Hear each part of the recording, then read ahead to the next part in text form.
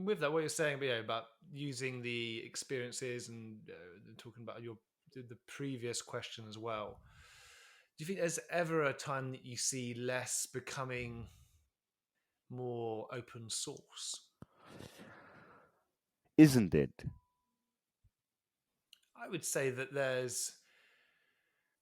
I wouldn't say that LeSS is open source. I wouldn't say that it's entirely closed, but I don't think we've seen that many changes to say the rules or the. Well, so maybe that's it. I mean, what are we talking about here? When I say open source, are we talking about you've got contribution to the experiments and perhaps contribution towards the guides, but then when it comes to the rules and the frameworks, it feels like there's an element of it opens up the further you get outside of the bullseye. Yeah.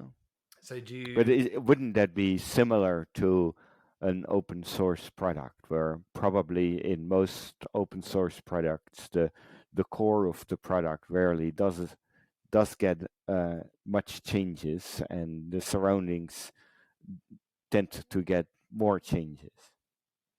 Hmm. But like if I But if I would compare that, I actually do maintain some open source projects, as you know, and most of there's very rarely contributions that, in this case, a test automation tool, for example, that would uh, change the actual test runner, the core of how you run the yeah. test. It doesn't change much.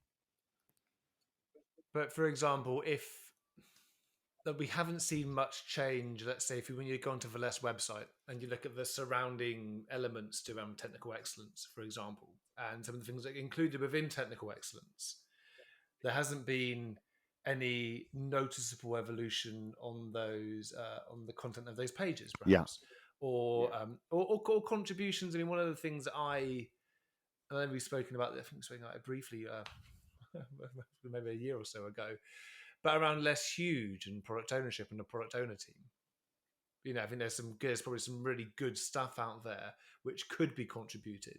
And are you saying that it's not the fact that it hasn't evolved isn't because it can't? It's just the fact the contributions aren't being made. No, I don't think so either. I think the main contributions and are within the case studies, where people are, sharing their experiments. And what is lacking still is the the ability to move experiments out of case studies or contribute to experiments in a structured way. But if you look at, like, the rules, the rules ended up being rules as, elevated experiments from, the very beginning of when we started to work in this way.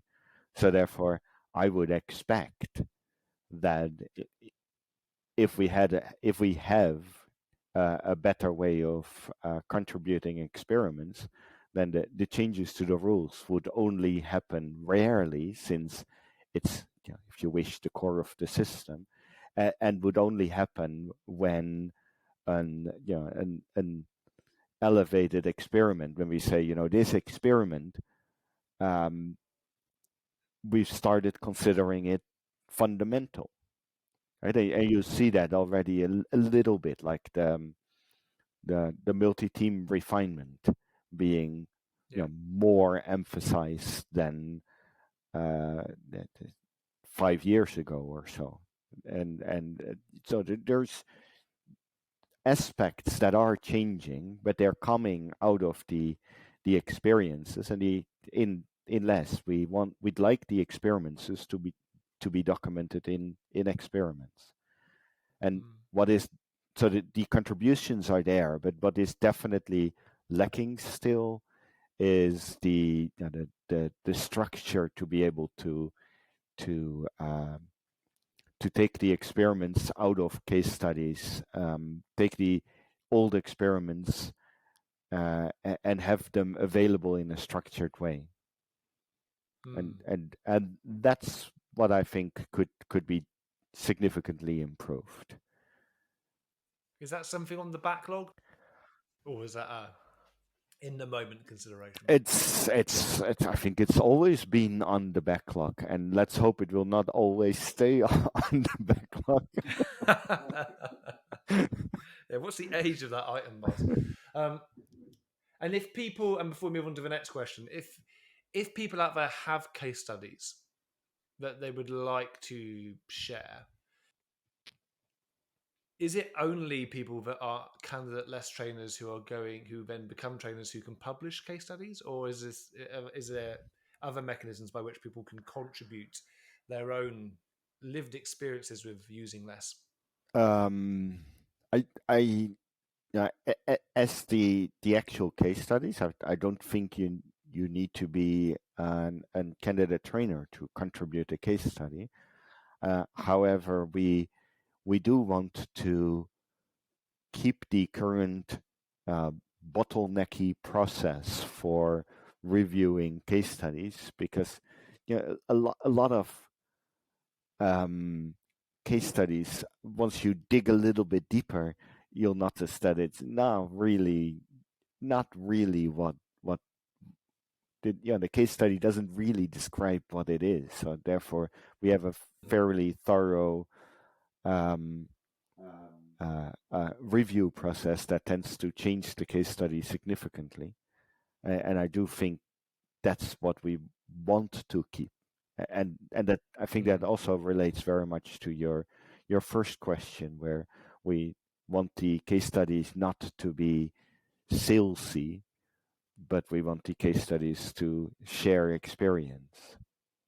Yeah, so I would love to, for that bottleneck to be for the capacity to be increased, for the like simultaneous reviews, or for the throughput to be increased, because I know that it's something that people that come on my courses do often ask is, where are the new case studies? Like, where can we find the latest information? And I think that because of the not because of the rigor, but because of the elapsed time Yeah. in getting the case studies out there, I think that they at times they perhaps lose some of their relevance, because by they of course everything's out of date at the moment, it's kind of out there anyway, but I think that there's sometimes that elapsed time does make them less relevant than perhaps they could be. That I don't know, but we've as you know, we've attempted to increase the quality of the case studies through the candidate trainer mentoring, and therefore now usually whenever people write case studies, they work with a mentor, and then some of the mentors are great, and some could be better mentors.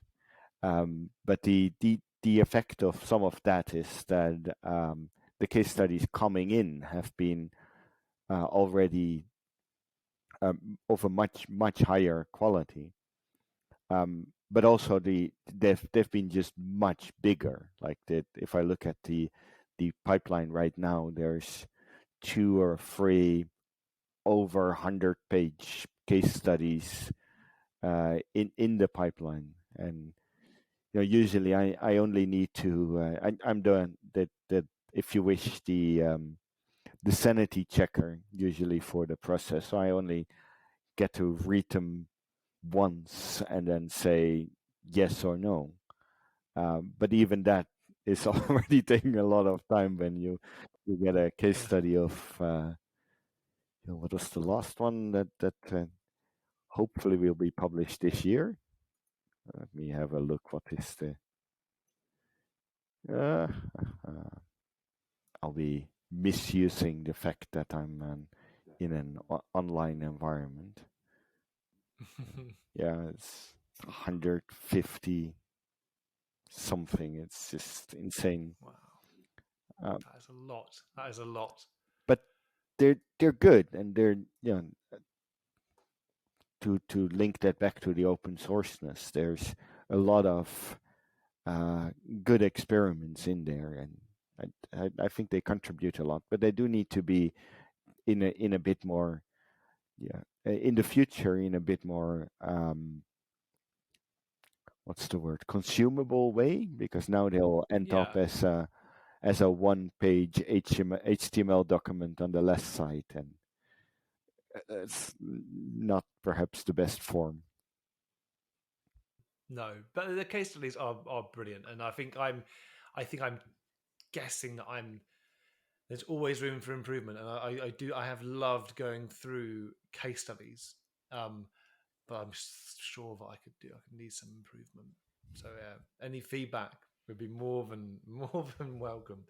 But I really love that process of working with a candidate trainer, going through the case study, getting to learn more about the different contexts and the experiments and their struggles. It's a very enjoyable process. I do very much enjoy it. Haven't done it now for a year, so I'll need to I'll await the next one. hook you up with some new mentees then. Huh? Please do, please do. I thoroughly enjoy mentoring.